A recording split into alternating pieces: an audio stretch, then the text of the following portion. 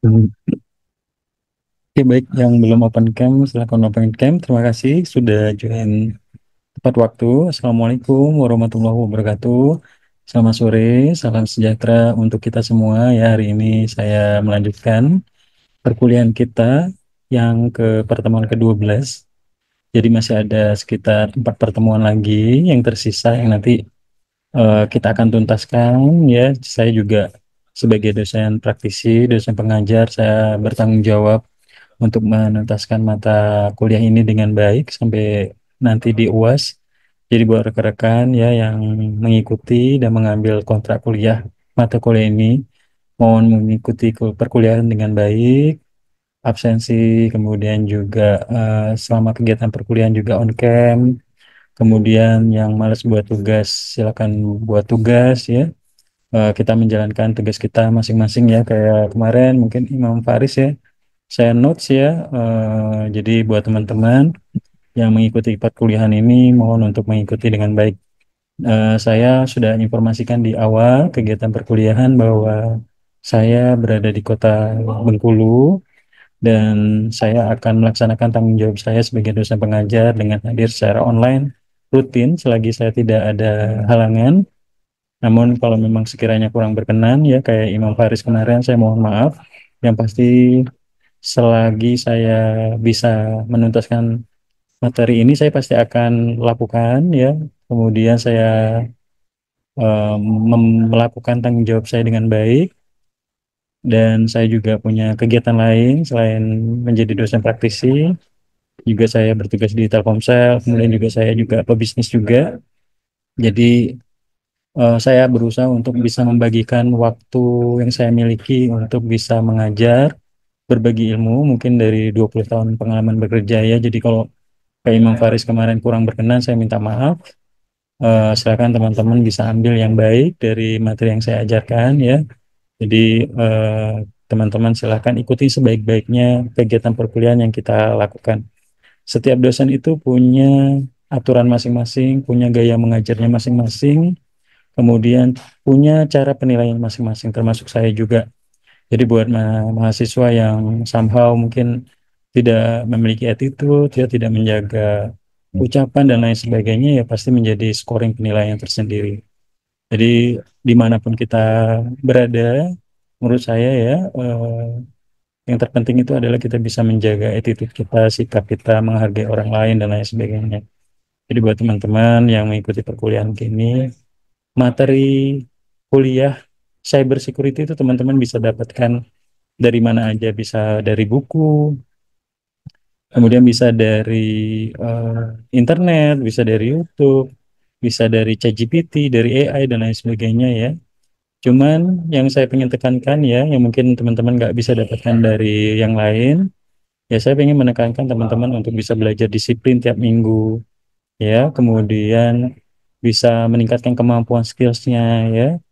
Karena saya pengen ya ilmu yang saya ajarkan ini jadi amal jariah ya. Kalau untuk rezeki dan lain sebagainya mungkin saya bisa cari di tempat lain dengan jumlah yang sangat besar. Jadi saya di Unja ini memang buat fokus pengabdian. Jadi buat teman-teman yang merasa kurang nyaman dengan metode pengajaran ini, ya ini yang bisa saya lakukan untuk saat ini. Saya belum bisa hadir di kota Jambi karena memang jaraknya jauh. Tapi saya berusaha untuk setiap minggu tuh bisa hadir ya. Mungkin teman-teman lihat ya kalau saya nggak ada halangan sama sekali pasti saya akan hadir untuk bisa mengajar. Jadi saya sekali lagi buat teman-teman yang kurang berkenan dengan metode pengajaran ini yang bisa saya lakukan dengan sebaik-baiknya, dengan se-efisien mungkin. Saya bisa sambil berada di Bengkulu, mengalokasikan waktu ya untuk bisa berada di teman-teman dan bisa ngajar sore ini dan setiap minggunya. Oke. Saya coba lanjutkan untuk perkuliahan sore ini. Coba. Oke, ya. Baik. Kira-kira misalnya siapa di sini ada Ade Silviana, Ade. Ada Pak ya? Kalau Ade jadi saya misalnya ya dosen gitu ya, mahasiswanya sudah malas masuk gitu ya, terus malas absen, malas buat tugas, kira-kira dilulusin nggak? Enggak sih, Pak. Good. Nah, itu yang poin yang pengen saya sampaikan. Teman-teman bisa nilai sendiri. Jadi kalau misalnya kayak AD ya, AD saya pengen mata kuliah cyber dan strategik yang diajarkan Bapak Bambang misalnya ya, dapat A, ya sudah. AD cukup, apa yang saya penginkan adalah buat tugas, hadir tepat waktu, on cam, absen terus juga hadir, udah itu aja cukup. Teman-teman nggak usah ngasih apa-apa ke saya cuman pengen teman-teman bisa melakukan itu karena itulah yang saya penginkan biar teman-teman disiplin dan teman-teman bisa mendapatkan apa yang saya sampaikan gitu ya. Tapi kalau mahasiswanya yang malas kuliah, nggak hadir, terus minta kuliahnya off cam ya, kuliah off apa ini ya kuliah offline gitu ya. Kuliah offline juga kalau dia nggak hadir ya nggak bisa ini juga nggak bisa dikasih dapat A juga gitu ya. Jadi ya mohon untuk bisa lebih bijak pada saat kita menyampaikan sesuatu ke dosen dan ke teman-teman. Oke, mohon maaf ya saya harus sampaikan unek-unek saya dari kemarin soalnya saya agak cukup ini ya, cukup tergugah. Oke, baik rekan-rekan semua, hari ini pertemuan ke-12 mata kuliah Cyber Security Management. Saya akan menyampaikan hari ini tanggal 22 Mei 2025 ya. Jadi masih ada pertemuan sekitar 3 pertemuan materi dan nanti pertemuan ke-16 nanti rekan-rekan akan fokus untuk menyelesaikan soal-soal UAS yang nanti saya berikan dan teman-teman jangan khawatir yang pasti rajin ya kuliah buat tugas ya pasti nanti saya akan berikan nilai A, nilai B ya. Tapi kalau yang memang males kuliahnya ya nggak pernah hadir ya saya minta maaf ya. Mungkin bisa ketemu di semester berikutnya. Tapi selama mahasiswanya itu rajin saya nggak pernah kasih nilai jelek karena saya selalu menghargai orang lain lewat caranya ya lewat menghargai proses. Saya bukan menghargai hasil. Kalau UASnya tinggi tapi nggak pernah buat tugas ya pasti nilainya juga dapat D, dapat E. Tapi kalau nilai tugasnya bagus, UASnya jelek ya eh, bisa kemungkinan dapat A dapat B masih ada. Jadi silakan diikuti apa alur-alur scoring penilaian yang mungkin setiap dosen beda-beda ya seperti itu. Oke, di minggu lalu rekan-rekan semua saya memberikan tugas kepada rekan-rekan semua anggota kelas mata kuliah Cyber Security Management yang di hari Kamis. Di tugas 12 ini teman-teman saya berikan studi kasus yang saya buat terkait serangan ransomware yang melumpuhkan Rumah Sakit Harapan Sehat Jambi. Ada 5 pertanyaan yang saya minta coba dijelaskan, dijawab, dan diterangkan ke kita hari ini. Untuk hari ini yang bertanggung jawab dan diberi kesempatan untuk bisa present ya, saya pengen melatih kemampuan teman-teman berkomunikasi, membuat materi presentasi, yaitu Safina dan Cindy. Untuk Safina sudah hadir dan Cindy. Hadir, Pak. Oke, Hadir, Pak. yang pertama Cindy dulu, waktunya sekitar maksimal sekitar 5 sampai 7 menit. Nanti akan dilanjutkan oleh Cindy. Silakan Safina, kamera dan presentasi saya minta dilanjutkan oleh Safina, silakan.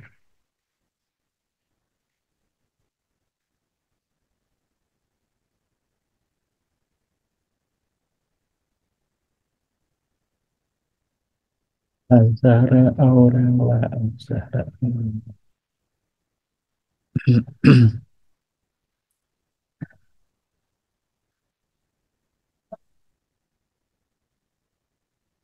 Apa duluan ini Cindy atau Safina? Dipercepat? Saya dulu aja, Pak. Boleh silakan.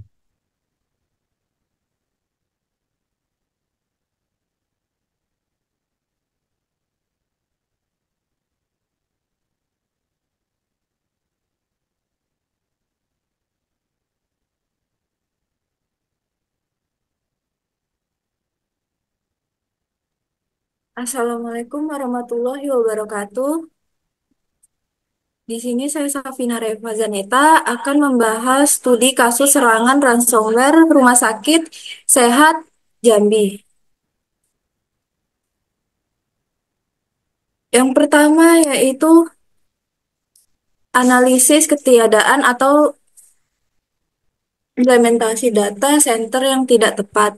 Kerentanannya meliputi server disimpan secara lokal dan di dalam gedung rumah sakit Jambi tanpa segmentasi dan proteksi yang memadai. Lalu keamanan yang mengandalkan firewall dasar dan antivirus umum di endpoint dan tidak ada sistem pemantauan keamanan real time.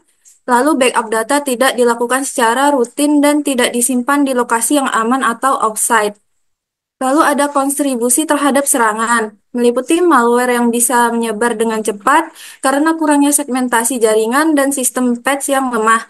Lalu server internal tanpa keamanan berlapis membuat data penting mudah dienkripsi oleh ransomware. Kemudian peran nomor duanya, fitur pentingnya ada keamanan fisik, meliputi CCTV, kontrol, akses biometrik, dan sistem pemadaman kebakaran khusus server. Lalu keamanan logis ada IDS atau IPS, lalu firewall tingkat lanjut, enkripsi data, dan manajemen akses berbasis peran. Contohnya data center profesional seperti AWS atau Azure menyediakan isolasi jaringan backup otomatis dan deteksi serangan cyber secara real time dan penggunaan teknologi Security Information and Event Management untuk monitoring. Yang ketiga, rencana perbaikannya ada migrasi data penting ke cloud atau data center pihak ketiga dengan SLA keamanan tinggi, lalu gunakan sistem keamanan berlapis, firewall canggih, endpoint protection, dan segmentasi jaringan.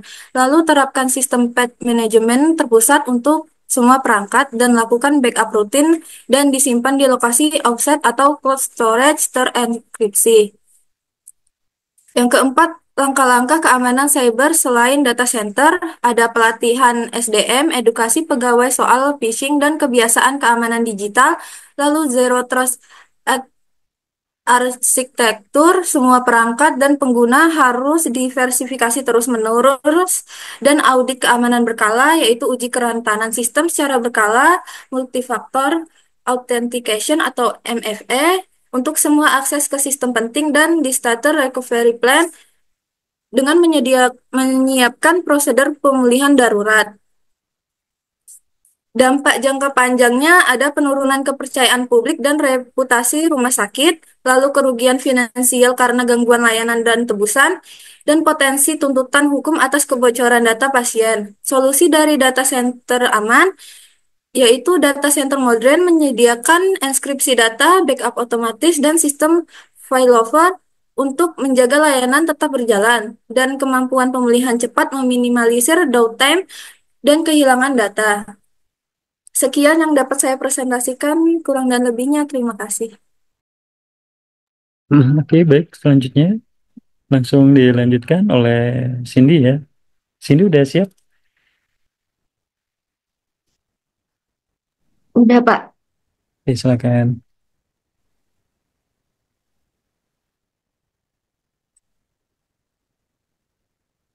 Assalamualaikum warahmatullahi wabarakatuh.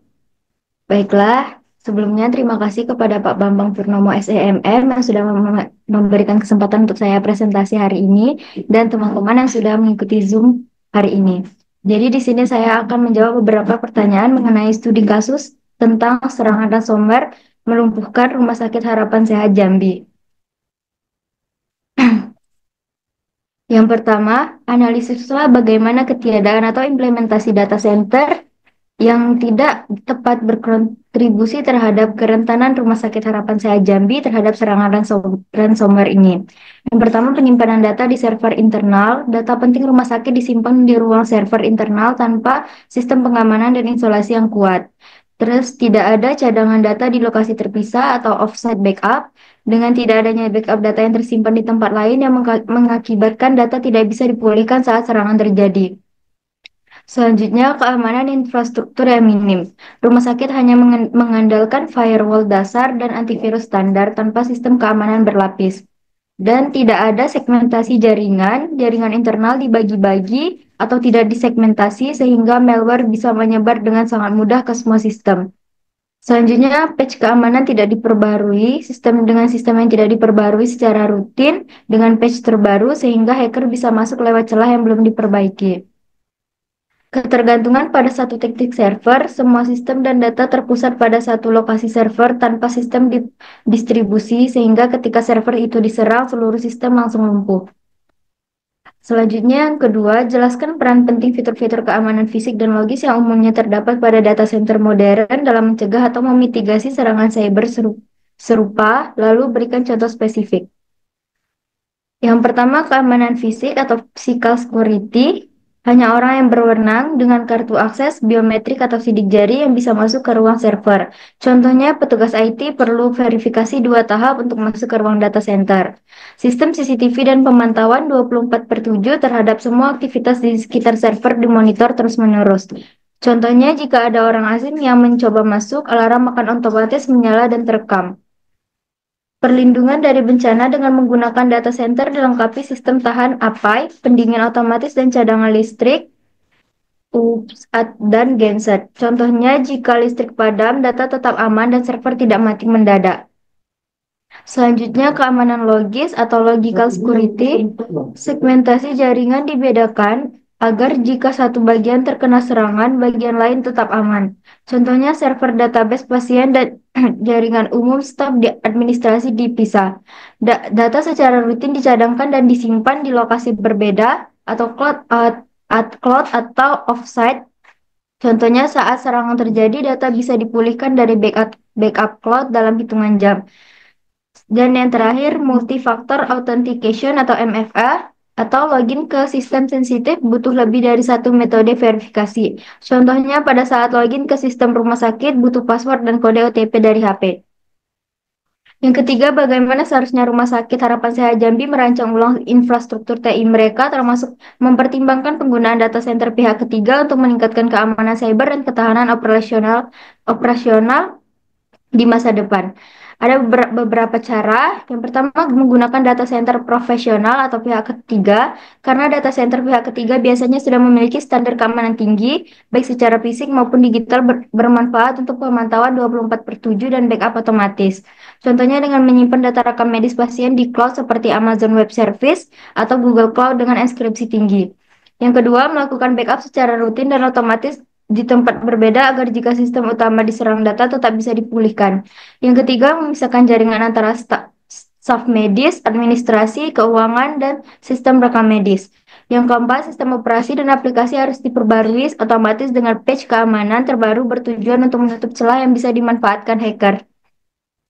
Yang kelima, gunakan sistem keamanan berlapis dengan mengkombinasikan firewall, antivirus, sistem deteksi intrusi, dan MFA agar tidak bergantung pada satu jenis perlindungan saja. Yang keenam, memberikan edukasi rutin mengenai keamanan cyber agar staf tidak mudah terjebak phishing atau membuka file mencurigakan. Yang terakhir, membuat rencana pemulihan bencana Disaster Recovery Plan dengan membuat protokol darurat jika serangan terjadi, termasuk cara mengaktifkan backup dan pemulihan sistem. Selanjutnya, selain infrastruktur data center, sebutkan langkah-langkah keamanan cyber penting lainnya yang perlu diimplementasikan oleh Rumah Sakit Harapan Sehat Jambi untuk mencegah insiden serupa terulang kembali.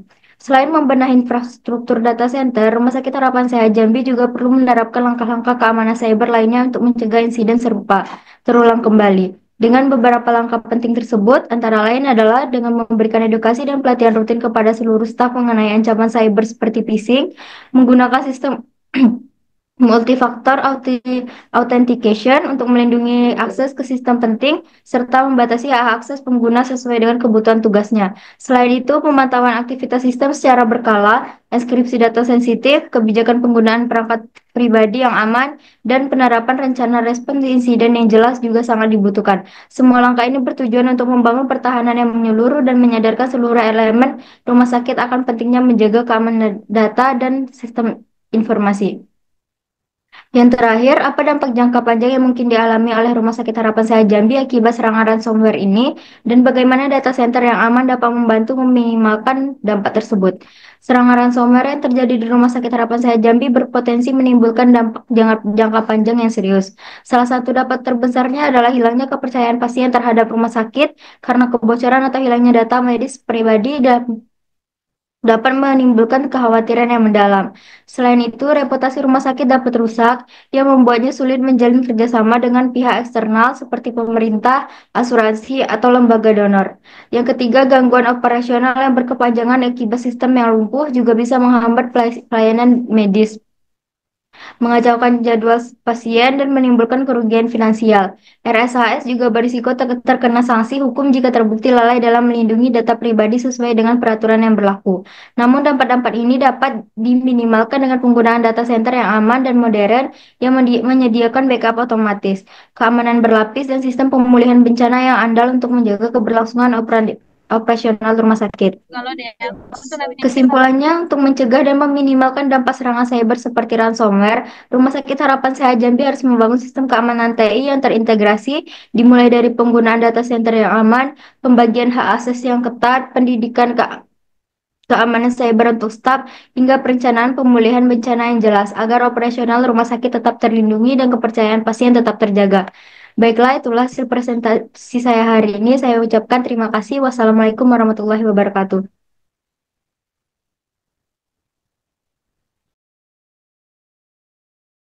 Oke, baik. Terima kasih tadi rekan kita yang sudah coba mempresentasikan hasil analisanya. Saya coba izin melanjutkan ya. Jadi studi kasus ini bisa melatih kemampuan teman-teman membaca, memahami suatu kasus, mencari referensi untuk bisa menjawab, kemudian teman-teman bisa menjelaskan dan juga bisa membuat dalam bentuk video penjelasan sehingga ya bisa membantu insight ke orang yang mungkin mencari informasi. Kenapa saya selalu tugasnya itu saya berikan di YouTube, kemudian bahkan sama ada beberapa tugas saya minta teman-teman posting di web akademia.edu, karena dengan kita memposting di sana, informasi itu bisa tersebar. Kita bisa eh, semua termasuk juga video-video Zoom kita itu selalu saya record, kemudian saya post kembali di info di di YouTube sehingga ketika orang ingin mencari mengenai terkait pembelajaran cyber juga bisa mencari informasi di sana. Nah, semoga insight yang tadi udah dijawab ya menganalisis terkait data center, kemudian juga fitur-fitur keamanan fisik dan apa yang harus dilakukan sebenarnya Rumah Sakit Harapan Jambi ini terkait serangan ransomware dan kedepannya harus apa preventive action yang harus dilakukan. Kemudian juga masalah infrastruktur data center dan juga dampak jangka panjang juga yang mungkin tadi udah dijelaskan oleh Cindy dan ini ya rekan kita Safina. Oke, rekan-rekan, saya akan melanjutkan materi di hari ini sampai jam eh, 17.30 pertemuan ke-12 hari ini.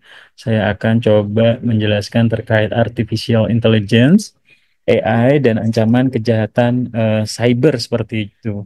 Jadi saat ini kita ketahui bahwa AI ini menjadi salah satu teknologi baru yang mungkin bisa dikatakan eh, transformasi digitalnya sangat cepat sekali.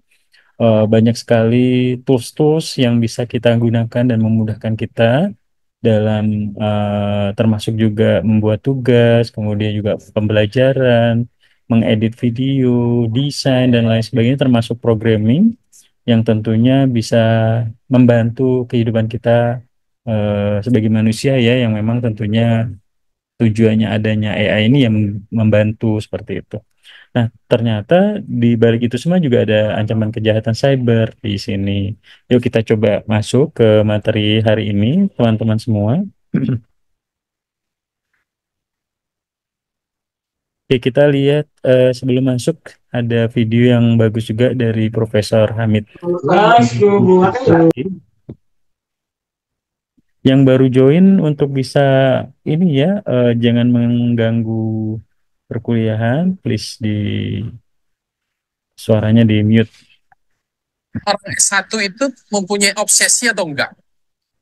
Kalau orang nggak mempunyai obsesi, sekedar kuliah, sekedar masuk perguruan tinggi, he will be nobody nanti. He will be he will get nothing in the future. Ya. Bayangkan sekarang, kalau anak S1 tidak mempunyai obsesi, dia akan jadi S2 apa dan S3 nanti seperti apa, itu menjadi pertanyaan bagi kita, bagaimana kita meyakinkan anak-anak supaya dari S1 itu mempunyai obsesi tersendiri yang mempunyai dampak terhadap langkah-langkah selanjutnya di dalam karir dia gitu. Arti orang besar itu sangat ditentukan waktu emasnya di S1 ini. S1 itu bagi saya berdarah-darah. S1 itu berdarah-darah. Di situ kalau Anda jadi di S1, S2 akan Anda akan mulus.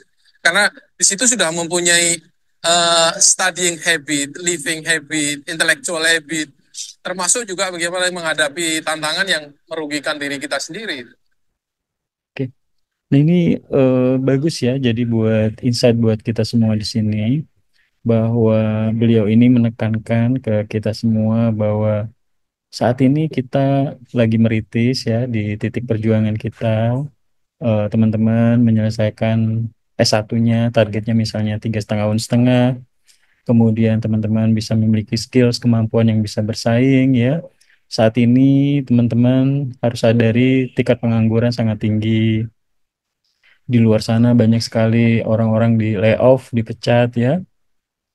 Kemudian belum lagi yang lulusan-lulusan fresh graduate baru yang cari pekerjaan juga semakin sulit.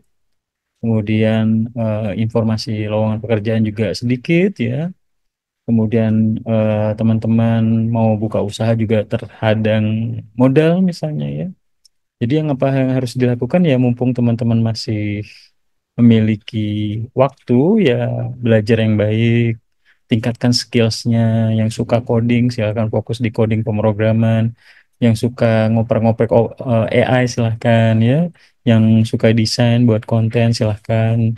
Banyak hal dan peluang-peluang yang bisa kita ciptakan sendiri dengan kita belajar dan rajin mencari peluang-peluang baru. Yang saat ini kuliahnya ogah-ogahan ya, begadang, sibuk main games ya, teman-teman mungkin saat ini bisa happy, tapi nanti ketika teman-teman sudah masuk di tahun keempat, teman-teman seangkatan sudah banyak yang sudah lolos kuliah ya, sudah wisuda, kita masih IPK-nya masih 2 koma, kemudian masih lontang-lantung sana sini, teman-temannya udah pada kerja ya, teman-teman nanti akan nyesel gitu ya. Saya melatih tugas per minggu itu biar teman-teman memiliki disiplin yang baik. Harus saya akui ya teman-teman, karena saya juga lulusan dari universitas di Sumatera, dari Universitas Andalas dan Universitas Sriwijaya. Pada saat kita bersaing dengan lulusan-lulusan dari luar negeri ataupun lulusan dari katakanlah UI, ITB ya, Telkom University, UGM gitu ya, Brawijaya, Erlangga gitu ya. Ada memang gap yang memang harus kita akui, yaitu bagaimana mereka bisa konsisten dalam belajar, kemudian bersaing ya, memiliki skill, sertifikasi. Dan ini yang harus saya tekankan ke rekan-rekan, makanya saya selalu nge-push setiap minggu non-stop tanpa ampun ngasih tugas yang banyak biar teman-teman sudah terbiasa gitu ya. Jadi pada saat nanti masuk ke dunia pekerjaan dan bersaing, teman-teman sudah terbiasa. Oh, dulu saya udah terbiasa dibuat deadline dengan Pak Bambang karena Pak Bambang praktisi di profesional di telco industri dan di IT. Jadi sudah terbiasa gitu ya. Jadi harapannya teman-teman juga bisa mengikuti gitu.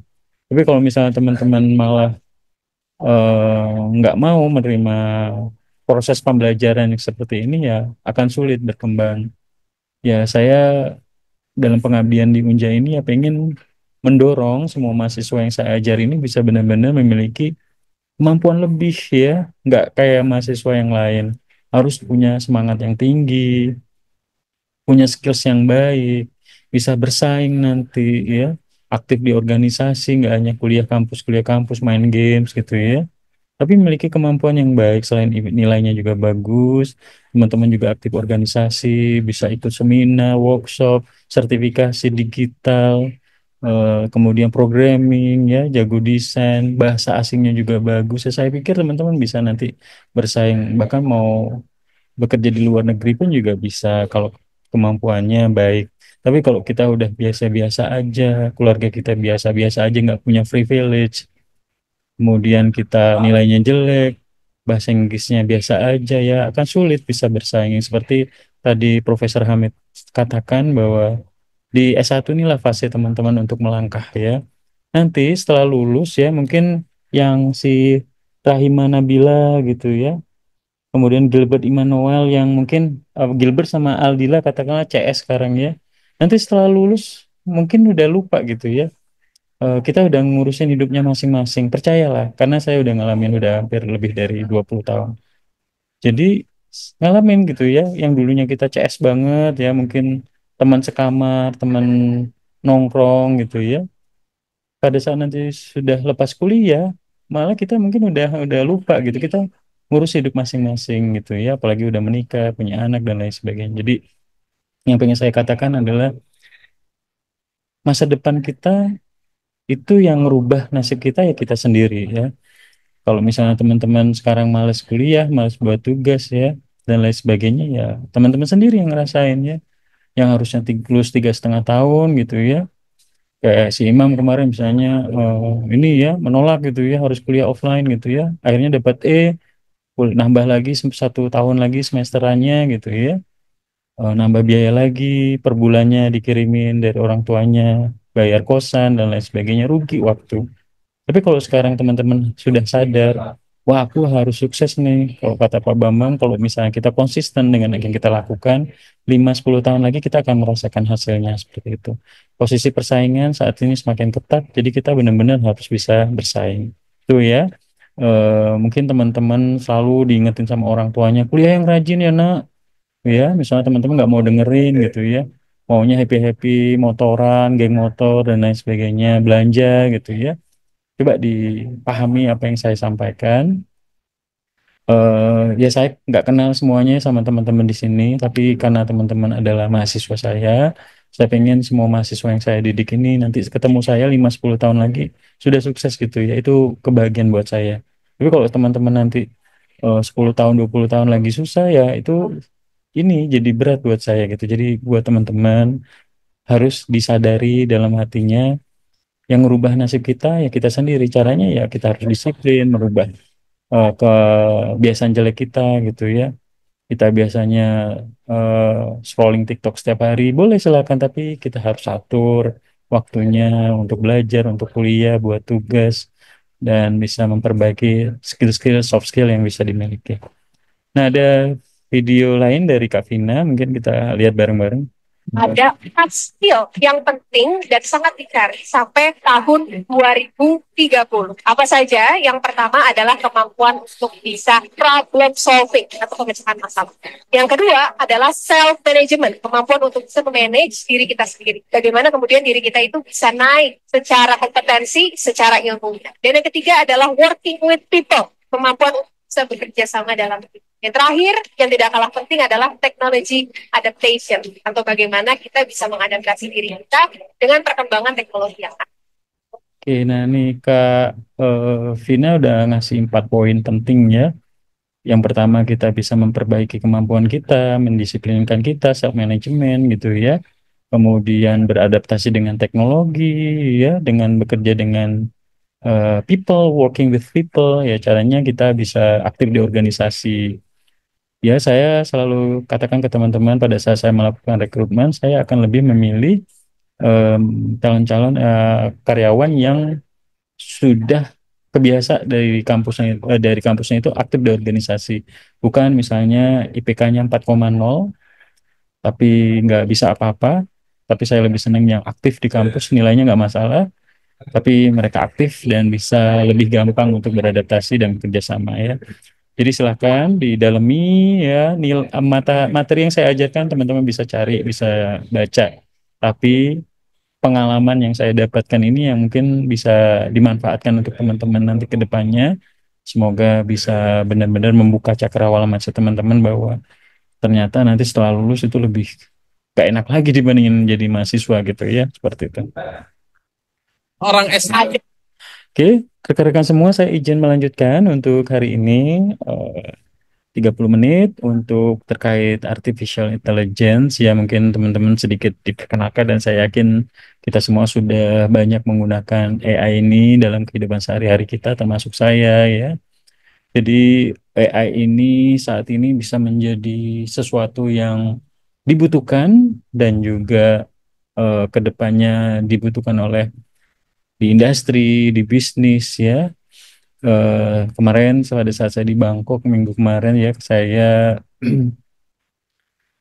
ngeliat di Bandara Don Mueang International Airport itu ada kayak mesin robot pembersih.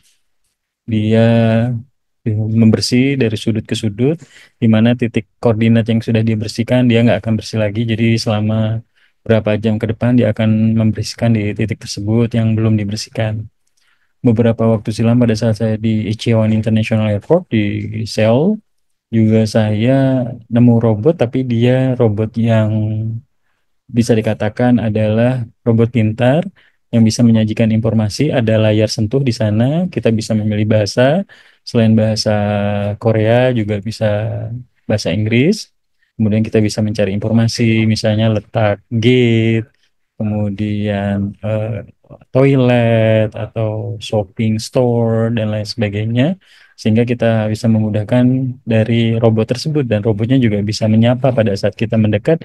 Dia langsung bilang apa annyeonghaseyo atau halo gitu ya. Jadi ini bisa menjadi hal yang luar biasa ke depannya.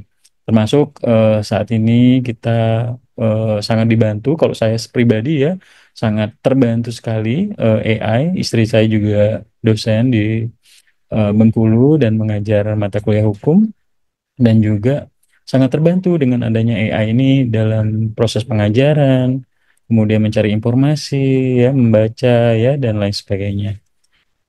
Nah, pengertian atau definisi AI sendiri itu ada beberapa menurut ahli. Menurut Rich tahun 91, bahwa AI ini adalah kecerdasan buatan, ini adalah sebuah studi tentang bagaimana komputer itu bisa melakukan sesuatu yang dapat dikerjakan oleh manusia seperti itu.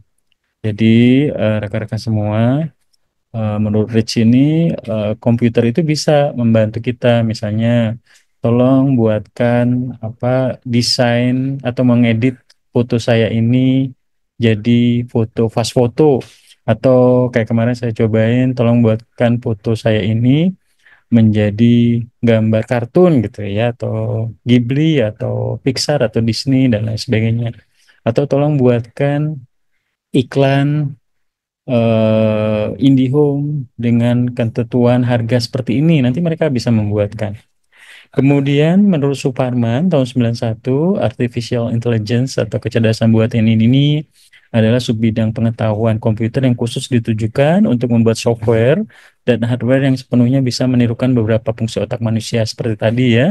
Bahkan di beberapa hotel di Jepang itu mereka frontline atau petugas hotel di depan itu tidak lagi manusia tapi sudah menggunakan robot, di mana robotnya bisa menyapa, membantu kita dalam menyiapkan untuk kamarnya, kunci kamarnya dan lain sebagainya seperti itu. Kemudian menurut Sri Kusuma Dewi di tahun 2003 bahwa artificial intelligence ini adalah salah satu bagian ilmu komputer yang membuat agar mesin komputer itu dapat melakukan pekerjaan seperti dan sebaiknya dilakukan oleh manusia. Jadi intinya dengan adanya AI ini bisa memudahkan pekerjaan-pekerjaan kita. Makanya di beberapa perusahaan, termasuk kami di perusahaan telekomunikasi, beberapa fungsi customer service di sistem itu sudah digantikan oleh AI, yaitu Veronica ya, kemudian chatbots, kemudian juga mesin penjawab otomatis di call center gitu ya. Jadi memang penggunaan AI ini saat ini sangat membantu bagi bisnis, entitas bisnis, organisasi, perusahaan ya, untuk membantu layanan, termasuk seperti teman-teman dengan adanya AI ini bisa membantu kita, misalnya ya pada saat kita check-in di bandara ya, kita tanpa harus lagi ada petugas check-in ya, kita cukup melakukan web check-in, kemudian kita bisa mendapatkan barcode dan kita langsung bisa masuk di security check gitu ya, dan bisa masuk ke boarding ke pesawat. Kemudian selanjutnya rekan-rekan semua, eh, di beberapa tahun terakhir juga kayak di Changi Airport itu ya, itu sudah menggunakan ini ya, scanning password juga tanpa ada petugas imigrasi. Jadi pada saat saya nyampe, saya scan barcode di di sana di Canggih, di ketibaan, di kedatangan. Kemudian karena saya sudah mungkin hampir 15-16 kali ke Singapura, langsung ke barcode, kebaca di sistem, nggak ada masalah, langsung bisa kebuka dan saya bisa masuk ke Singapura. Artinya dengan adanya sistem ini, AI ini, ya semuanya bisa dengan lebih mudah dan lebih efisien dan lebih efektif. Nah, sejarah adanya AI ini yaitu Turing test, di mana seorang penanya dan dua objek yang ditanyai, kemudian penanyanya tidak melihat langsung kepada objek yang ditanyai, kemudian penanya diminta untuk membedakan antara jawaban komputer dengan jawaban manusia berdasarkan jawaban kedua objek tersebut, dan jawabannya ya tidak dapat membedakan, artinya cerdas. Jadi dengan adanya AI ini bisa menjawab gitu ya, mereka memiliki kepintaran yang sangat bagus dan efisien ya, nggak punya emosi, nggak punya rasa dan lain sebagainya. Dan ketika kita butuhkan mereka bisa menjawab, dan itulah hebatnya AI yang saat ini berkembang sangat pesat di dunia ya, seperti itu. Nah, contohnya yang sederhana ya, kalau misalnya kita belajar komputer itu ya, ada input, ya pasti ada proses, pasti ada output. Nah, gitu juga dengan AI ya. Jadi inputnya masalah pertanyaan kita suka kan mencari, misalnya saya suka ketik misalnya ya, apa, misalnya kita contohkan ya seperti ini. Nah, saya suka sekali menggunakan ini ya, saya suka sekali menggunakan, sebentar, saya suka sekali menggunakan Bardi Gemini, karena menurut saya ini lebih keren ya. Tapi ChatGPT dan DeepSeek juga oke juga menurut saya. Misalnya saya mau liburan ke Korea misalnya. Tolong buatkan jadwal liburan ke Korea untuk 5 hari misalnya. Nah, nanti mereka akan membuat gitu ya, schedule jadwal, kemudian sampai saya naik RX gitu ya, kereta cepatnya gitu, atau bus limosin. Siangnya makan di Myeongdong gitu ya. Di Myeongdong tuh banyak sekali kayak street food gitu ya. Kemudian ke Istana Gyeongbokgung gitu ya, istana terbesar Pilisnya di sana. Kemudian berjalan kaki di Bukchon Hanok Village dengan pakai pakaian Korea gitu ya. Kemudian ke Samcheondonggil, malamnya ke Insadong, kemudian ke Namsan Tower ya, yang sering dijadiin buat film drakor gitu ya.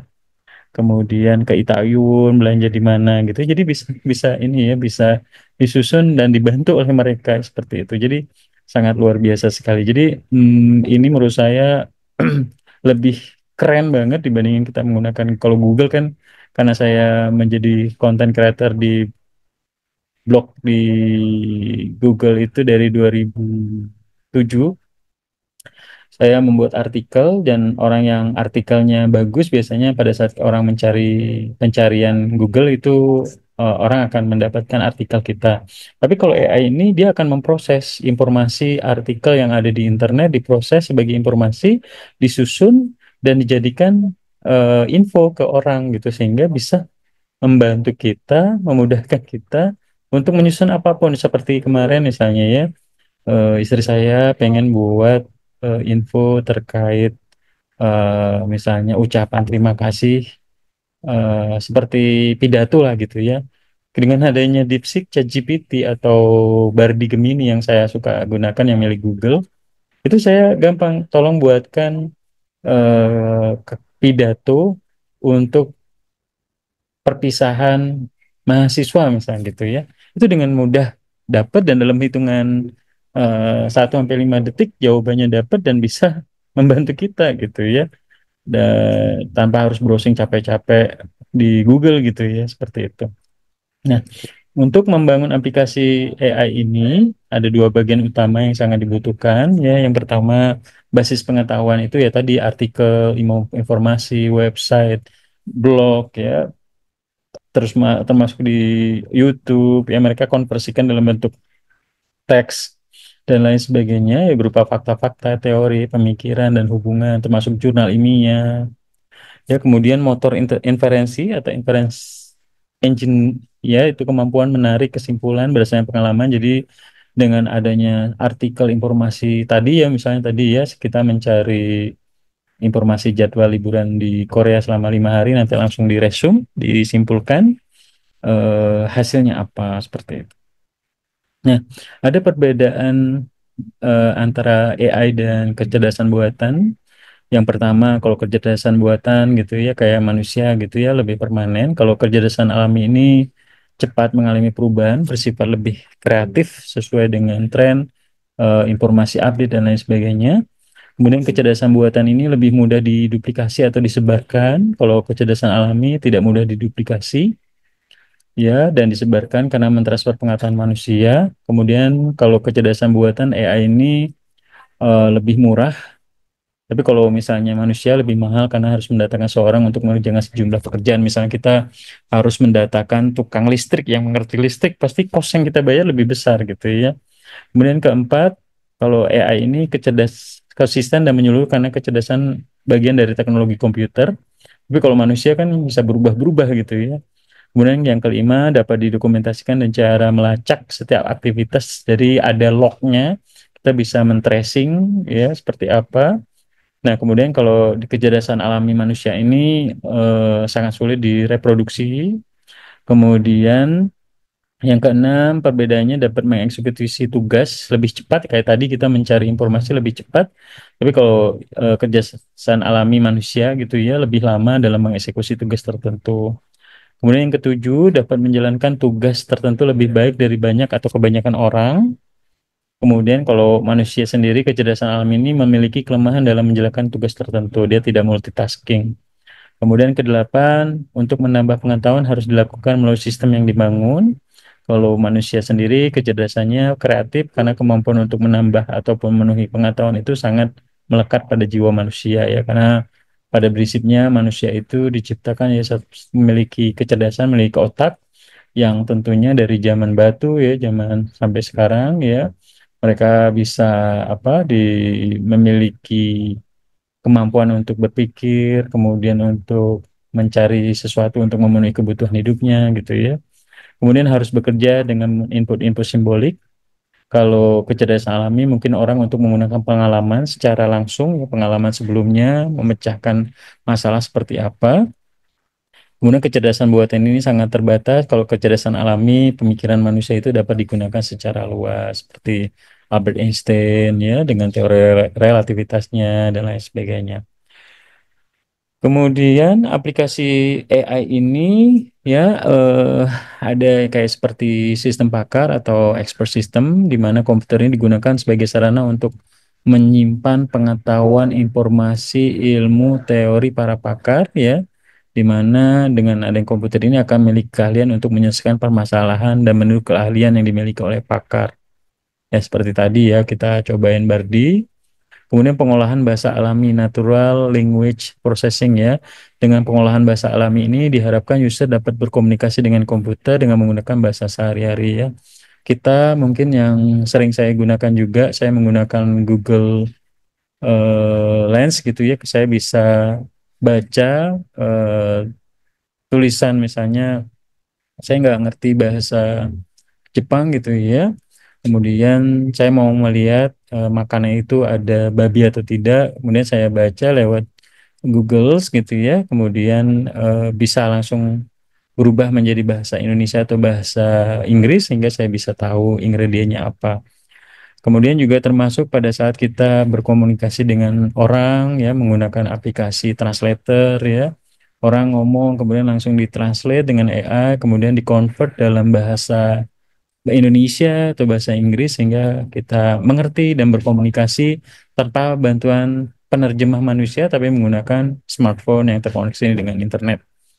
Kemudian selanjutnya pengenalan ucapan, speech recognition, ya melalui pengenalan ucapan diharapkan manusia dapat berkomunikasi dengan komputer dengan menggunakan suara, ya contohnya ya robot ya yang saya temukan beberapa kali ya di Echion gitu ya, robotnya bisa menyapa kita gitu. Kemudian juga kita pada saat kita ngomong ke mereka, robotnya juga bisa tahu apa yang akan dijawab gitu ya, termasuk Tesla juga membuat robot pintar yang bisa membantu manusia, ada juga membuat binatang peliharaan seperti anjing dari robot gitu ya.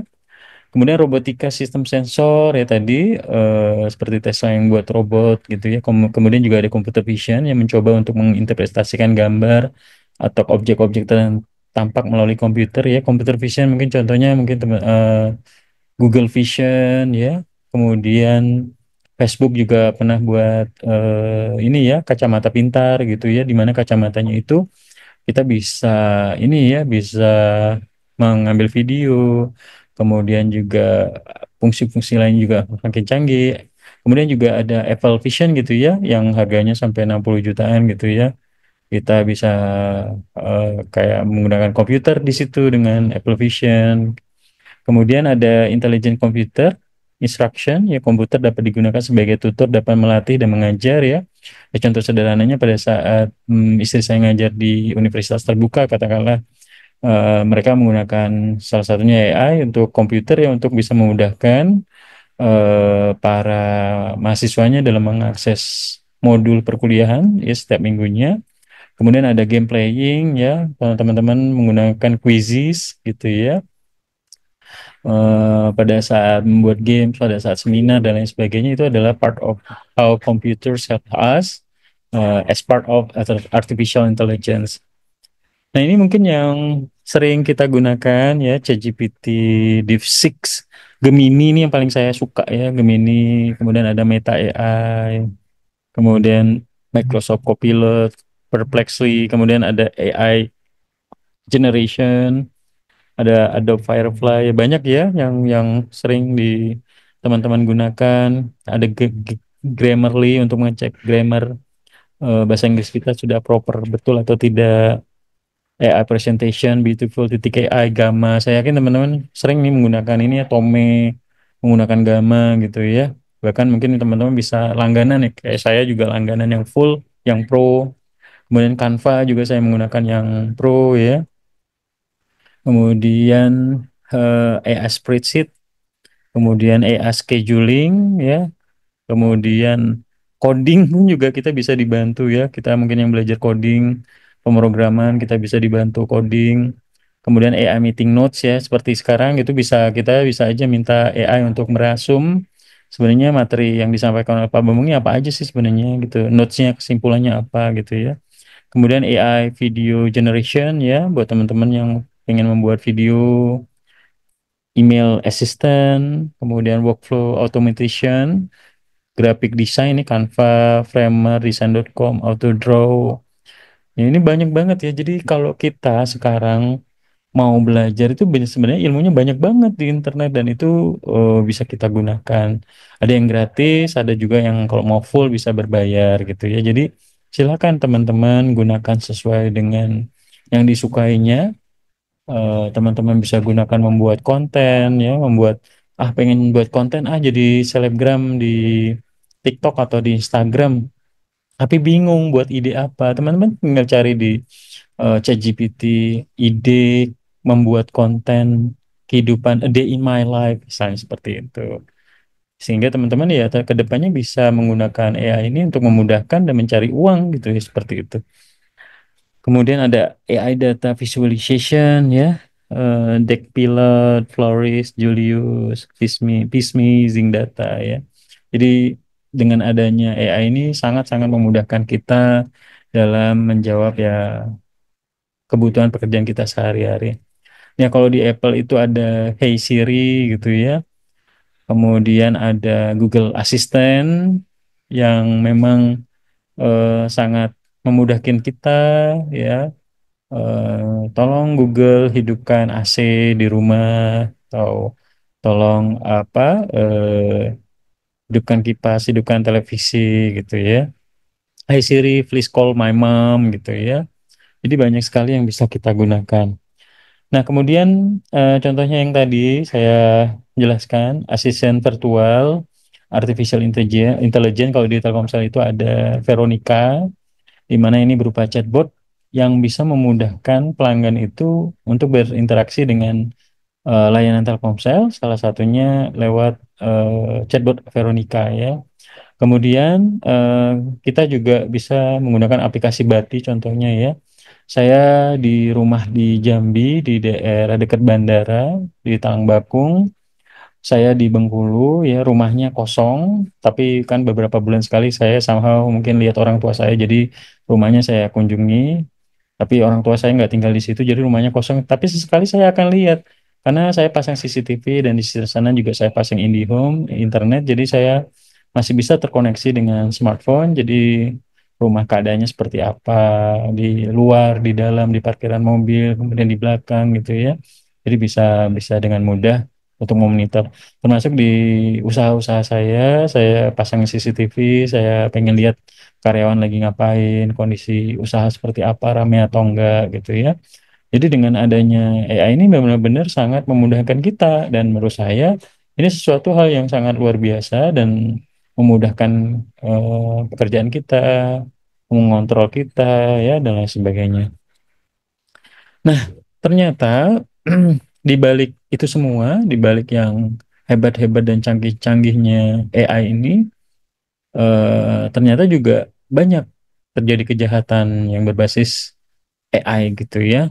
Jadi penggunaan teknologi AI ini digunakan untuk melakukan kriminal ya. Contohnya ya, pertama kejahatan cyber ya, malware ya. AI ini dapat digunakan untuk membuat malware yang lebih canggih dan sulit dideteksi seperti virus worm, Trojan ya. Bisa mencuri data, merusak sistem komputer, operating sistemnya korup ya. Sering banget dulu pas saya masih kuliah gitu ya, memeras korban.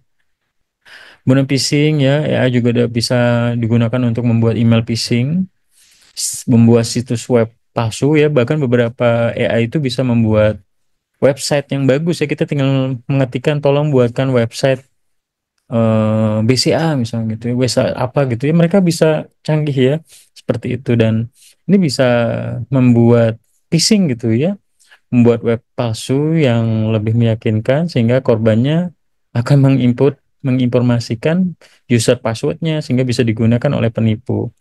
Kemudian deepfake AI ini dapat digunakan untuk membuat video atau audio yang direkayasa untuk membuat seorang tampak seperti melakukan sesuatu yang tidak pernah mereka lakukan. Ya, seperti mungkin teman-teman sering ya lihat ya, artis-artis ya misalnya membuat apa, joget gitu ya. Saya pernah beberapa kali kayak Next Carlos gitu ya, videonya ya, dia eh, gambar video action siapa kemudian diganti dengan muka dia gitu ya. Nah, yang kejahatan yang bisa dilakukan ya bisa aja misalnya ya video porno gitu ya, bukan kita kemudian mukanya diganti dengan muka kita, ini sangat bahaya sekali. Kejahatan lainnya ya, kejahatan finansial ya, AI dapat digunakan untuk melakukan penipuan keuangan seperti mencuri data pelanggan, data nasabah, dan pencucian uang ya. Kemudian kejahatan kekerasan untuk melakukan kejahatan seperti perampokan, pembunuhan. Kemudian terorisme ya, dapat digunakan teroris untuk menyebarkan propaganda, merekrut anggota baru, merencanakan serangan. Jadi eh, teknologi itu menurut saya ada dua mata pisau, ada yang positif, ada yang negatif. Yang pasti kita sebagai calon lulusan prodi digital, anak-anak digital harus bisa menyadari hal-hal yang positif apa yang bisa kita buat. Wah, Pak, saya belajar digital marketing nih, Pak. Eh, saya pengen memasarkan produk yang saya jual, tapi saya bingung membuat konten apa. Silakan teman-teman cari di DeepSeek, di ChatGPT, ide membuat konten bisnis misalnya. Materinya apa, videonya seperti apa, tekniknya seperti apa. Jadi teman-teman bisa gunakan hal-hal yang positif dalam mencari sesuatu yang dibutuhkan dan relevan dengan teman-teman, kebutuhan teman-teman. Nah, ini contohnya ya. Saya cobain pika-ai.com, misalnya kita bisa merubah muka kita ya di sini. Nih ada beberapa artikel, mimpi buruk dunia digital, tindak kejahatan yang dilakukan oleh entitas artificial intelligence ya. Kemudian di kompas.com juga beragam kejahatan mulai memakai kecerdasan buatan.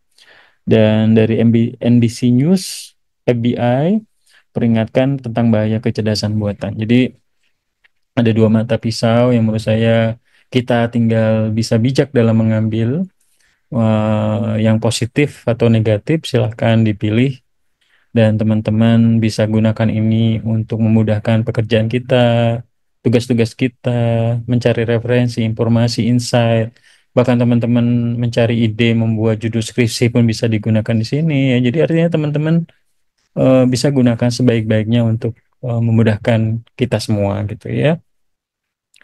Oke, saya pikir cukup untuk materi hari ini sudah jam 5.36, 5.30. Untuk minggu depan di sheet tugas pertemuan 13 di Google Sheet, link tugas seperti biasa. Teman-teman cari 5 contoh aplikasi kecerdasan buatan dan jelaskan fungsi dari aplikasi tersebut dalam kehidupan nyata. Kemudian ditampilkan. Jadi kalau 5 contoh berarti 5 slide ya. Satu slide-nya misalnya gambar aplikasinya, contohnya, terus dijelaskan ya keunggulannya, kelebihannya, manfaatnya apa ya. Kemudian dijelaskan dalam bentuk video seperti biasa di PowerPoint dan video di YouTube. Jangan lupa masukkan nama, mata kuliah, ya, NIM, fakultas, nama universitas, nama dosen. Paling lama tugasnya itu di tanggal, sorry ini bukan hari Minggu, ini di hari, sorry, tugasnya itu dibuat di hari, sebentar, hari kita kuliah hari Kamis ya, berarti di hari Rabu tanggal 20, kita kuliah di minggu depan itu tanggal 29, berarti tanggal 28. Oke. Teman-teman silakan dibuat di tanggal paling lama 28 Mei jam 5 sore. Untuk yang presentasi minggu depan itu ada Putri Wahyuni dan Imam Faris Raihan ya. Oke, ada yang mau ditanyakan sebelum saya absen untuk terkait tugas atau materi hari ini? Silakan. Oke, kalau nggak ada, saya izin untuk melanjutkan untuk absen teman-teman. Oke, ini pertemuan ke-12. Yang pertama ada Lintang Ayu Sukmajati ada. Hadir, Pak. Kemudian Raka ada. Hadir, Pak. Kemudian ada Rido. Hadir, Pak. Kemudian Muhammad. Hadir, Pak. Billy Abdil. Hadir, Pak. Kemudian Hisham. Muzaki. Alpa ya. Hadir, Pak. Hadir. Oke. Safina ada. Hadir, Pak. Cindy. Hadir, Pak. Kemudian Putri. Putri. Putri ada. Putri ada. Oke. Kemudian Aldila ada. Hadir, Pak. Kemudian Vinky. Apa ya? Oke. Kemudian Safina. Hadir, Pak. Kemudian Rahima. Hadir, Pak. Raihan. Hadir, Pak. Kemudian Gilbert. Hadir, Pak. Rajin-rajin ya kuya Gilbert. Kemudian Oriza Sativa. Hadir, Pak. Ardi Ramadan. Hadir, Pak. Hadir, Pak. Azara. Hadir, Pak. Mario Immanuel Sinambela. Sinabibi Riba. Hadir, Pak. Oke. Zaki. Hadir, Pak. Ade Silviana. Hadir, Pak. Nurayati ada. Hadir, Pak. Ilham Perdana. Hadir, Pak. Saria. Hadir, Pak. Kemudian Bayu. Hadir, Pak. Afifa, Hadir, Pak. kemudian Nanda hadir, Pak. oke, Ahmad Yogi, Hadir, Pak. oke, Agung Chandrawinata, Agung hadir, Pak. Cleopatra, Hadir, Pak. oke, Imam Faris, Hadir, Pak. oke, sampai ketemu ya semester berikutnya. Sabrina Balkis, Hadir, Pak. oke, Jihan, Hadir, Pak. Nanda Gita, Hadir, Pak. oke, baik. Ya, yang malas kuliah, nggak buat tugas, attitude nggak dijaga, mohon maaf ya, saya nggak pernah akan tolerir sedikit pun. Jadi buat teman-teman rajin kuliah, open camp, buat tugas, insya Allah pasti nilainya bagus. Saya pikir cukup. Wabillahi taufiq wal hidayah. Wassalamualaikum warahmatullahi wabarakatuh dan selamat sore. Waalaikumsalam. Waalaikumsalam warahmatullahi wabarakatuh.